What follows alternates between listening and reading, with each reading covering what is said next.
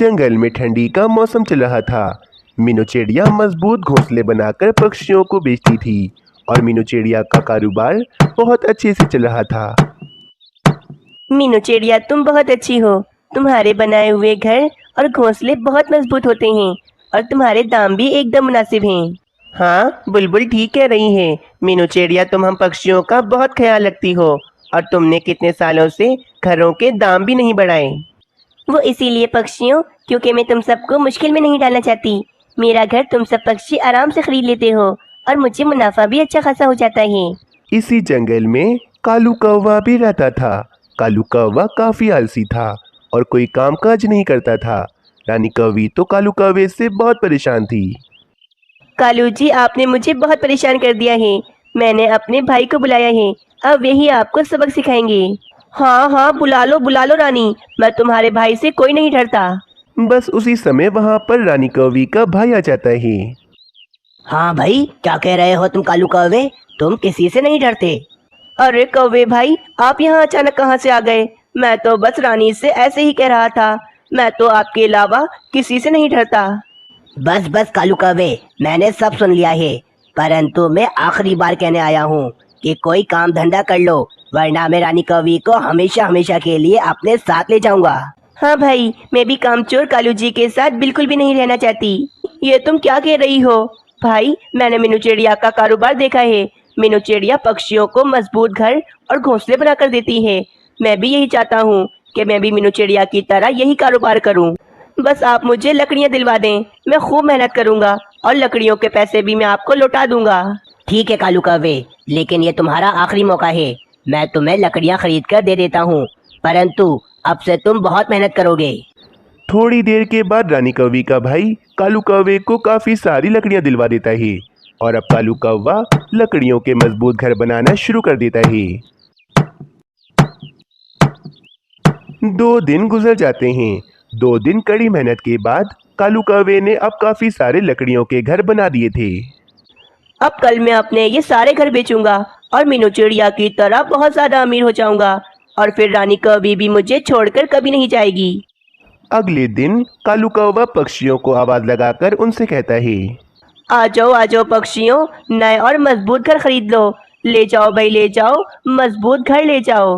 कालू कौवा काफी देर बैठा रहता है और पक्षियों को आवाजें लगाता है, परंतु कोई भी पक्षी कालू कौवे के पास नहीं आता। ये क्या, मेरे ये घर तो कोई पक्षी खरीदने नहीं आ रहा। ऐसे कैसे चलेगा? अगर मेरी ये मेहनत भी जाया हो गई तो भाई तो रानी कौवी को अपने साथ ले जाएंगे। दिल तो करता है कि रानी कौवी के भाई को इतना मारूं कि उनका हाल बुरा कर दूं मैं। जब से शादी हुई है मेरी रानी कौवी से, उसके भाई ने मुझे दबा कर रखा हुआ है। वहीं दूसरी तरफ मीनू चिड़िया के पास तो पक्षियों की भीड़ लगी थी। दूसरे जंगलों के पक्षी भी मीनू चिड़िया के पास आ रहे थे। मीनू चिड़िया, पता है कालू कौवे ने भी तुम्हारी जैसी घर बेचने की दुकान खोली है, परंतु हम पक्षी तो सिर्फ तुम्हारे घर ही खरीदेंगे क्योंकि तुम्हारे घर बहुत ज़्यादा मजबूत होते हैं। मीनू चिड़िया, बस तुम जल्दी से मेरे पेड़ पर एक लकड़ियों का पक्का घर बना दो ताकि मैं अपने घर में सुकून से रहूं। ठीक है तोते, आज तो मुझे बुलबुल बहन का घर बनाना है। कल मैं पक्का बना दूंगी तुम्हारा घर। कालू कौवा मीनू चिड़िया के चलते धंधे को देखकर काफी ज्यादा चलता है। मीनू चिड़िया ने सारे पक्षियों को अपना बनाया हुआ है, जभी तो कोई पक्षी मुझसे मेरे घर नहीं खरीद रहा।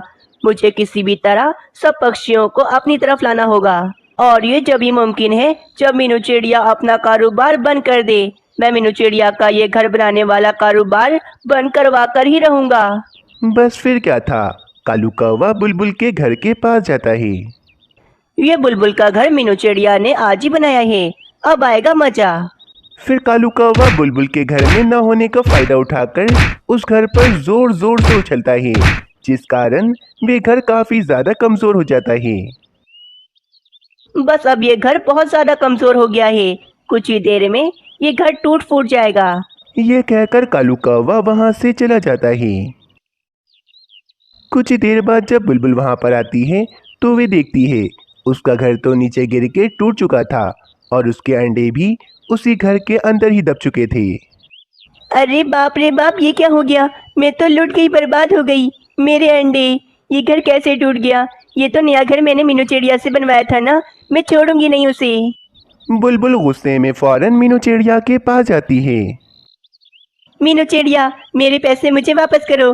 तुमने मुझे इतना कमजोर घर बना कर दिया कि मेरा घर नीचे गिर के टूट गया और मेरे अंडे भी टूट गए, सिर्फ और सिर्फ तुम्हारी वजह से। क्या बुलबुल बहन, ऐसा कैसे हो सकता है?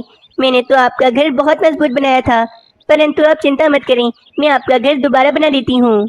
नहीं मीनू चिड़िया, अब मुझे तुम पर भरोसा नहीं रहा। मैं तुमसे कोई काम नहीं करवाऊंगी, बस तुम मेरे पैसे मुझे वापस करो।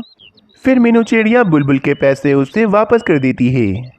अगले दिन मीनू चिड़िया तोते का घर बनाकर जैसे ही जाती है, कालू कौवा उस घर को भी उछल उछल कर कमजोर कर देता है। तोता बड़ी खुशी खुशी अपने घर को देखने आता है और जैसे ही घर के अंदर जाता है तो वे घर भी टूट कर नीचे गिर जाता है और तोता काफी ज्यादा जख्मी हो जाता है। अरे मर गया रे, मेरी तो कमर ही टूट गई।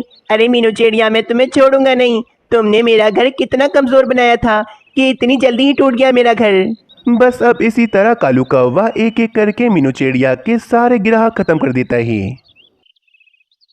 आओ आओ पक्षियों, एक बार मुझसे मेरे घर तो खरीद कर देखो। मेरे घर बहुत मजबूत हैं। सारे पक्षी अब कालू कौवे के पास आते हैं और कालू कौवे के बनाए हुए लकड़ियों के घर खरीदने लगते हैं। मीनू चिड़िया का कारोबार तो अब बिल्कुल ही खत्म हो गया था, जिस कारण मीनू चिड़िया काफी ज्यादा परेशान थी। ये सब कुछ क्या हो गया? न जाने किसकी नजर लग गई मेरे कारोबार पर। पहले तो मेरे घर कितने ज्यादा मजबूत होते थे और न जाने अब मेरे बनाए हुए घर इतनी जल्दी ही क्यों टूट जाते हैं। थोड़ी देर के बाद मीनू चिड़िया जंगल के सारे पक्षियों को जमा करती है। अब क्यों बुलाया है तुमने हमें? मीनू चिड़िया, हम तुम्हारे घर बिल्कुल नहीं खरीदना चाहते। हाँ मीनू चिड़िया, जल्दी बताओ क्या बात है। हमारे पास इतना फालतू समय नहीं कि हम तुम्हारी फालतू बातें सुने। अरे अरे पक्षियों, मेरी बात तो सुनो। मुझे लगता है कि मेरे वे घर कोई जानबूझकर तोड़ रहा है, क्योंकि मेरे साथ ऐसा कभी नहीं हुआ। और मुझे तो कालू कौवे पर शक है, क्योंकि जब से कालू कौवे ने अपना घरों का कारोबार शुरू किया है, मेरे घर जभी से टूटने लगे हैं। जरूर इन सब के पीछे उस कालू कौवे का ही हाथ है। बस एक बार तुम सब मेरा साथ दो, भले मुझसे घर न बनवाओ। एक बार तोते, तुम मुझसे घर बनाने का नाटक करो, मैं छुप कर देखूंगी कि वे घर कैसे टूटता है आखिर। ठीक है मीनू चिड़िया, अगर तुम कहती हो तो मैं तुम्हारा साथ देने को तैयार हूँ। देखते हैं कि आखिर इसमें गलती किसकी है। बस फिर अगले दिन मीनू चिड़िया कालू कौवे को दिखाने के लिए एक पेड़ पर घर बना रही थी। अरे भाई, ये मीनू चिड़िया किस पक्षी का घर बना रही है? जिसका भी हो, मैं तो आज इस घर को तोड़ दूंगा। शाम होने पर मीनू चिड़िया वे घर बनाकर वहां से चली जाती है और सब पक्षी और मीनू चिड़िया छुपकर उस घर पर नजर रखे हुए थे। बस मीनू चिड़िया के वहां से जाते ही कालू कौवा उस घर के पास आता है और उस घर पर जोर जोर से उछलने लगता है। सारे पक्षी ये देखकर कालू कौवे पर बहुत ज़्यादा गुस्सा होते हैं और सारे पक्षी फौरन से कालू कौवे के पास जाते हैं। बेवकूफ कवि, तुम्हें क्या लगा कि मैं बेवकूफ हूँ? तुम इस तरह कर करके अपना कारोबार चमका रहे हो, परंतु आज सब पक्षियों ने तुम्हें देख लिया है और आज हम पक्षी तुम्हें छोड़ेंगे नहीं। हाँ हाँ पक्षियों, आज इस कालू कौवे को छोड़ेंगे नहीं, इसे आज बहुत मारेंगे। चलो मारो इसे। बस सारे पक्षी अपना अपना गुस्सा कालू कौवे पर निकालने लगते हैं और इस तरह कालू कौवे को अपनी गलती की सजा मिल जाती है।